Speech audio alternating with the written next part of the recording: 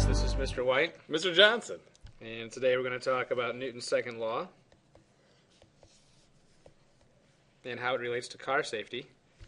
Specifically, we're going to talk about head restraints and a certain injury that takes place without the head restraint. That injury is Whiplash. whiplash. Or as a student in my class called it, bobbing. Bobbing.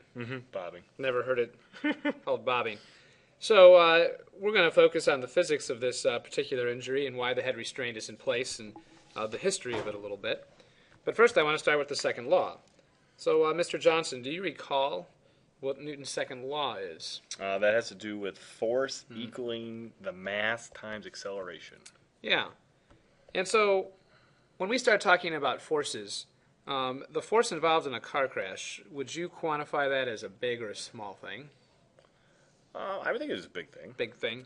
And that force, according to the third law, that the car feels, isn't that the same force that the person feels? More or less. Yeah. I mean, it's not quite the same. There's some things happening for sure, but more or less, those forces are the same per the third law. So the car has this big mass, right? Right. And the person inside the car, with respect to the car, has what kind of mass? Little mass. Little mass. And so the car, in your standard rear end collision, which is what we're going to focus on, has a generally small acceleration Right. because of its really big mass. Right. So if the third law is true, and I think it is, and the people inside the car have a tiny mass, Yep. what must be true of their acceleration? It must be very great. Yeah. And so this is the source of injuries in an accident. This really large acceleration due to our really tiny mass with respect to the cars. So there's a lot of ways that we can think about this. If we really wanted to focus on this, okay, I'm trying to show how big the force is. Right. If we talk about the person's head with respect to the rest of them, what's that mass like? It's even tinier. Even tinier. And so the acceleration on your head must be Even bigger. even bigger. And this seems a little extreme, but this is exactly what's happening. So, in Section 2, we did seat belts and the first law. And why was it important to wear our seat belts? Because you want to have a greater surface area.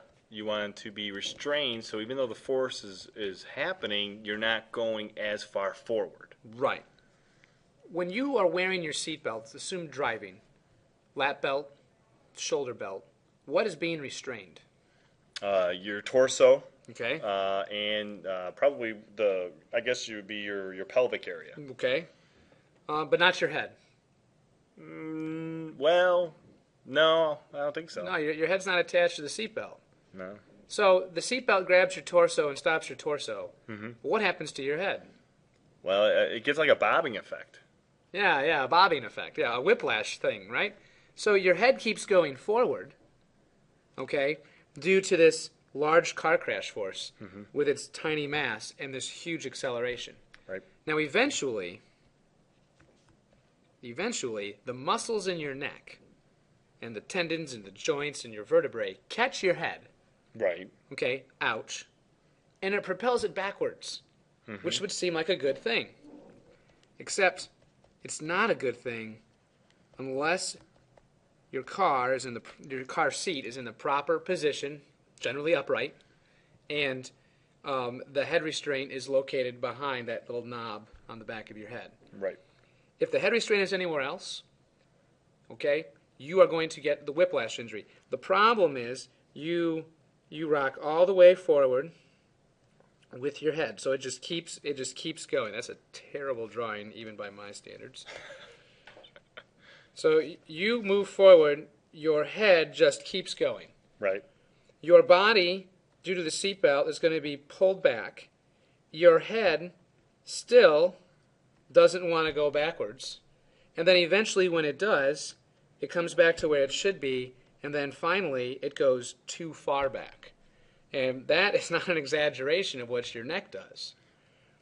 remember, the car crash force is causing your tiny brain to undergo a huge acceleration. This is a problem. This can all be solved if you have a head restraint to catch you. Right. It's really simple, and it all applies to the second law. Your head, with a fully functional brain inside of it and such, weighs between 8 and 10 pounds. The muscles in your neck are made to hold your neck up, to hold your head up, look around, but not made for the car crash. The really interesting thing about this is whiplash injuries were really rare until the seatbelt was invented. Right. Because before the seatbelt, you just ran into the steering wheel or the dashboard or whatever. Or through the windshield. Or through the windshield, yeah.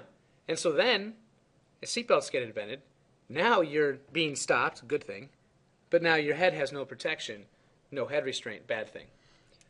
And that's even with the first seatbelt that was just a lap belt. I mean, Yeah. you'd bend all the way forward, you'd have more of a back injury, so we can't have that. So what about these guys I see that like to drive in what I call the lazy boy position? Well, I would think that the way the car is designed, even if they have their seatbelt on, that seatbelt's in a straight position. It doesn't lay against their body. It's away from them.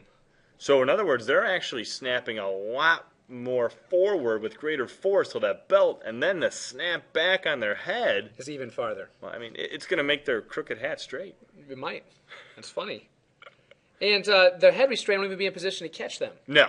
So you need to be in a fairly upright position. You need to have everything adjusted just the right way if you want this to be an effective device, if you want the head restraint to be helpful. And now you're even looking at a back injury, too. Yeah, you're looking at a lot of things here. So it's really important. The drawings are awful today. He's got long arms. He does. Longer than his legs. And so, these are all these items that we have to think about as it pertains. So I'm thinking about the chapter challenge. We should be thinking about that a lot. We should be, Yeah. because they have to crash an egg. Mm-hmm. And from one of the first investigations, I know my egg's going to have a seatbelt. No, absolutely. If the egg leaves the car, first of all, there's a penalty, and the likelihood of it surviving is low.